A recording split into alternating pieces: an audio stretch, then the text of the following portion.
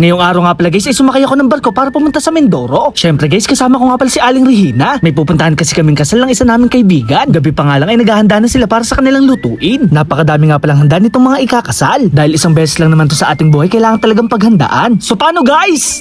Tara!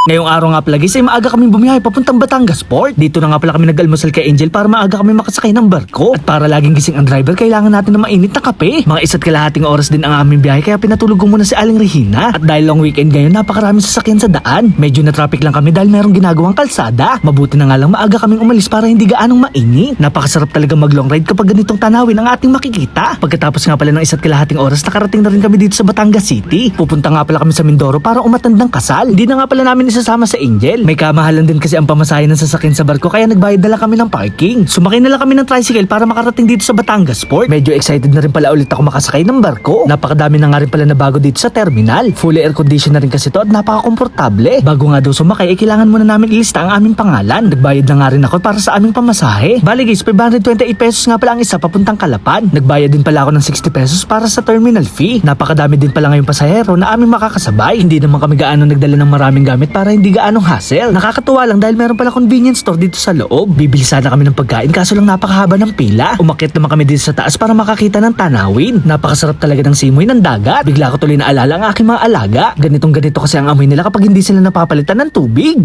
Char. Magmula nga pala dito ay natatanaw ko si Mama Mary. Sa Monte Maria nga pala ang amin nakikita at matatagpuan to sa Batangas City. Sobrang nag-enjoy talaga kami ni Aling Regina sa pagsakay ng barko. At dahil 2 oras nga pala ang aming biyahe, natulog muna kami para makapagpahinga. Maya-maya nga ay natatanong na namin ang Mindoro. Nakaredy na nga pala ang aking mga barya. May mga nakabangka kasi dito na nanghihingi ng mga barya. Ang kaso lang guys, wala na ako maaninag kahit isa. Pinagbawalan na siguro sila ng government para sa kanilang kaligtasan. Maraming salamat naman sa barkong to dahil nakarating kami ng ligtas. Kailangan naman namin sumakay ni Aling Regina ng jeep papuntang Nauhan. Napakasolid nga pala ng aming nadaanan dahil puro bukid. Sa lugar kasi namin ay puro subdivision na at wala ka na gaano makikitang ganito. Pagbaba nga pala ng jeep ay sinalubong na kami ng ikakasal. Kailangan pa nga pala namin sumakay ng van papunta sa kanila. Mga nasa 4 at 5 oras na nga pala kami bumabiyahe. Agad naman nawala ang pagod ko pagdating sa kanila. Grabe guys, napakaganda ng tanawin at berdeng-berde. Finally nga ay nakarating na rin kami sa aming pupuntahan. Sila nga pala si Jan at si Julie ang ikakasal. Busy-busy na nga pala ang lahat para sa handaan. Bigla naman tayo nagutom sa ating nakita. Bloke-bloke kasing mga karne ang mga nandito. Hindi ko nga alam guys kung chicharon ba ang gagawin dito. May nakita kasi ako sa planggana na kanin na lang ang kulang. Napakarami pa nga daw palang karne ang mga nandito para sa kasalan. At dahil malayo nga pala ang aming pinanggalingan, kailangan muna natin kumain. Tamang-tama nga daw dahil kakaluto lang ng dinuguan. Nakasabay din pala namin ang mga kaibigan ng mga ikakasal. Kaya naman guys, food trip na naman si Kuya Bimacho Nurin. Agad naman napawi ang gutom ko sa sarap ng kanilang hinain. Masarap talaga magluto ang mga taga-probinsya. Inilabas na rin pala yung chicharong baboy na hinahantay ko kanina pa. Talagang tataob ang kaldero kapag ganito ang hinain sa inyong mga bisita. Sa hindi inaasahang pangyayari, mainit pa pala ang karne. Katakawan ko kasi to kaya nalapnos ang aking labi.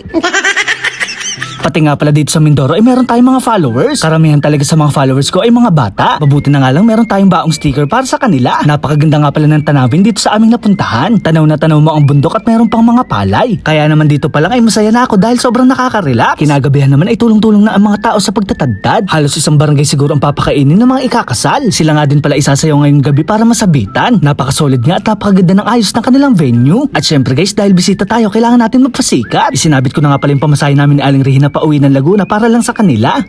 Char. Bali guys, ito nga pala yung bagong panimula ng mag-asawa. Ito nga pala ay patikim pa lang dahil bukas pa ang araw ng kasal. Kinaumagahan naman sobrang nga pala ako namangha sa aming tinuluyan. Napakaganda kasi ng tanawin at napakapayapa. Hindi pala uso ang subdivision dito dahil purong bukid lang. Napakasarap naman magkape-kape kapag ganito ang inyong makikita. Ang kaso lang biglang bumusang malakas na ulan sa araw ng kasal. At dahil maulan naman gumamit na lang ako ng tsinelas. Nakaredy na rin pala si Aling Regina. So paano guys? Tara! Sumakay na nga pala kami ng van para hindi kami mabasa. Big shoutout nga pala sa mga kaibigan ng mga ikakasal. Maraming salamat nga pala sa groom dahil naimbitahan kami sa kanilang espesyal na araw. Kaya naman umpisahan na ang kasalan. Naalala ko naman yung kinasal kami ni Aling Regina. Halo-halo nga palang emosyon ang aming nararamdaman. Nandyan yung excited ang bawat isa at kinakabahan. Nakakapawi naman ng pagod dahil nandyan lagi ang ating mga magulang para sumuporta. Kasama na nga rin pala ang mga kamag-anak at mga kaibigan. Naiyak nga pala kami ni Aling Regina dahil sa mga pagsubok na amin nalampasan. Kaya naman congratulations nga pala sa bagong kasal. Humayo nga pala kayo at magpakadami. Dahil gutom na nga pala ang lahat, dumiretso na nga pala kami dito sa venue. Napakabongga nga pala ng handaan dahil napakaraming putahe. Kailangan nga pala namin kumain na madami dahil malayo pa ang aming pupuntahan. Kaya naman food trip na naman si Kuya Bimacho Nurin. Syempre guys, hindi naman mawawala si Aling Regina. Pagkatapos nga pala ng ilang programa, kami nga din pala ay nagpaalam na. Maraming salamat nga pala sa newlywed dahil meron pang Sharon Cuneta. So paano guys, hanggang dito na lang. Maraming salamat sa panonood. Paalam! Yan!